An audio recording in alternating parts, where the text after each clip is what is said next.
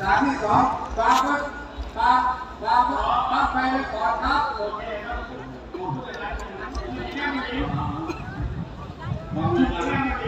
ดี๋ยวไปเห็นเลยครับตรวจสอบให้เด้อเราทำน้องเพื่อนอาจารย์มีให้เดี๋ยวนี้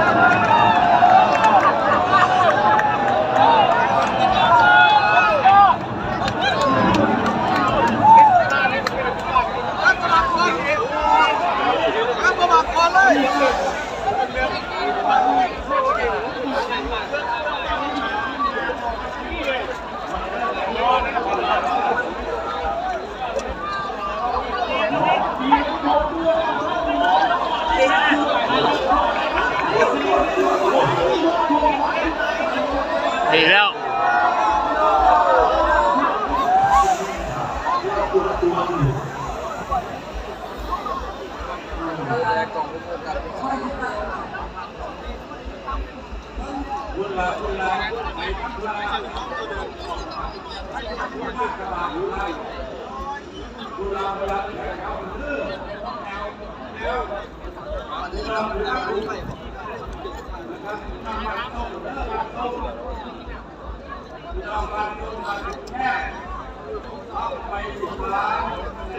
เราจะพูดถึงการอะไร